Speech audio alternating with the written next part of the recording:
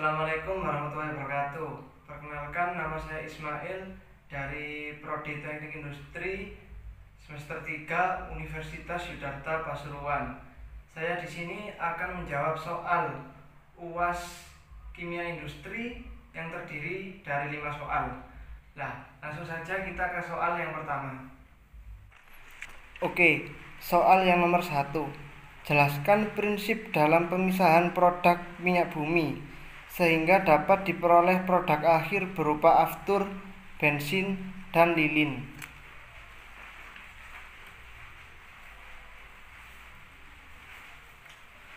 Oke, kita akan menjawab soal nomor 1. Metode pemisahan minyak bumi menjadi aftur, premium, dan kerosin, yaitu menggunakan sistem destilasi bertingkat. Destilasi bertingkat didasarkan pada perbedaan titik didih. Tiap senyawa hidrokarbon semakin panjang suatu rantai dari hidrokarbon, semakin tinggi titik didihnya. Jadi dapat disimpulkan bahwa premium memiliki tingkatan titik didih sebesar 40 derajat Celcius. Nah, sedangkan aftur memiliki tingkatan titik didih 145 derajat Celcius. Nah, kerosin memiliki tingkatan titik didih 180 derajat Celcius. Nah, premium ini sama seperti bensin pada umumnya. Nah, di sini kita menggunakan destilasi bertingkat dari titik didih tiap senyawa. Sebenarnya premium tidak didapat secara langsung, tetapi dengan penambahan zat adiktif seperti MTBE. Soal nomor 2. Jelaskan reaksi saponifikasi dalam pembuatan sabun.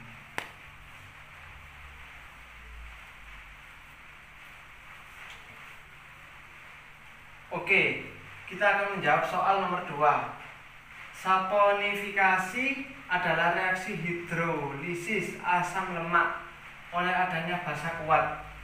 Sabun terutama mengandung C12 dan C16. Selain itu juga mengandung asam karboksilat. Prinsip dasar dari saponifikasi adalah lemah akan terhidrolisir oleh basa, menghasilkan glycerol dan sabun mentah. Soal nomor 3. Dalam proses pengangkutan minyak mentah, seringkali terjadi kebocoran, sehingga sebagian minyak mentah tumpah ke permukaan laut. Jelaskan pengaruh hal tersebut terhadap kadar oksigen dalam air laut dan bagaimana cara menanggulanginya.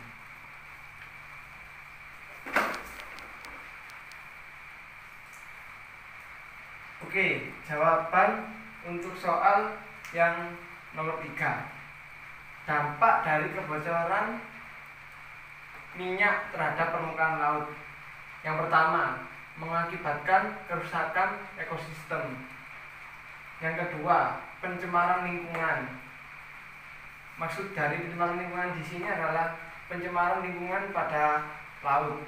Tentunya kita tahu antara air dan juga minyak tidak dapat bersatu. Nah, sehingga air laut akan memiliki berminyak di atasnya. Yang ketiga, merusak perakaran mangrove. Nah, yang keempat, biota mangrove rusak. Nah, maksud dari biota mangrove rusak di sini adalah ketika mangrove tersebut akarnya akan busuk, kemudian mangrove mati. Tentunya biota yang ada pada mangrove seperti kepiting, ikan, udang tentunya juga akan mengalami kematian atau namanya kepunahan. Sedangkan cara menanggulanginya adalah dengan cara in situ boring, penyisihan mekanis atau dengan teknik bioremediasi. Soal nomor 4. Sebutkan gas-gas hasil fermentasi pupuk organik serta jelaskan reaksi kimia fermentasi pupuk organik.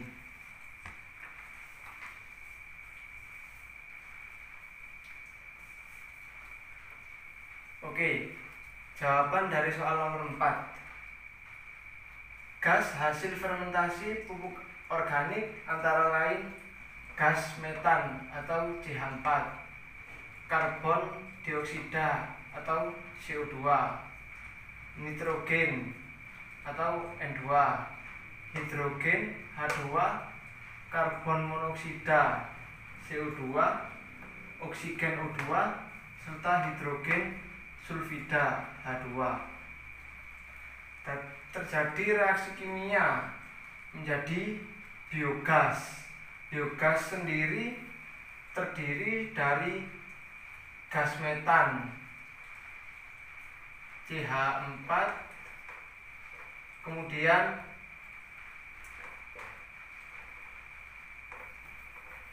gas metan CH4, kemudian hidrogen H2 dan juga karbon monoksida plus karbon monoksida.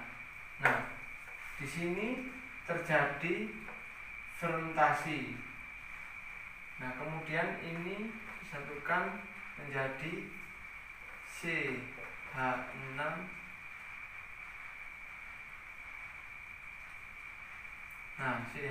menjadi gabungannya. Soal nomor 5. Mengapa minyak sawit dapat diubah menjadi produk bahan bakar? Jelaskan berdasarkan kemiripan reaksi kimianya.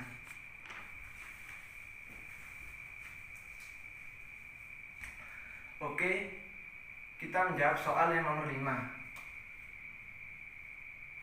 Dalam minyak kelapa sawit terkandung energi biomasa yang memiliki kandungan oksigen tinggi yang tidak bisa langsung digunakan sebagai bahan bakar. Dengan menekan kadar oksigen tinggi tersebut dibutuhkan reaksi kimia berupa katalis. Tentu semuanya juga sudah mengerti tentang katalis. Nah, katalis di sini digunakan untuk menghasilkan bentonit, dapat menghasilkan brufel. Maksudnya adalah katalis dari benoid dapat menghasilkan brufel berkadar oksigen rendah yang dapat digunakan sebagai bahan bakar seperti bensin dan solar. Selain itu,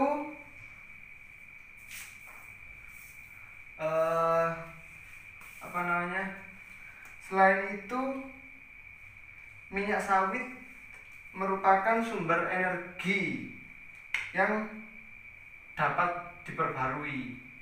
Maksudnya adalah tidak terbatas sumber energi yang dapat diperbarui dan dapat diproduksi dengan skala jumlah yang besar dan tentunya juga ramah lingkungan.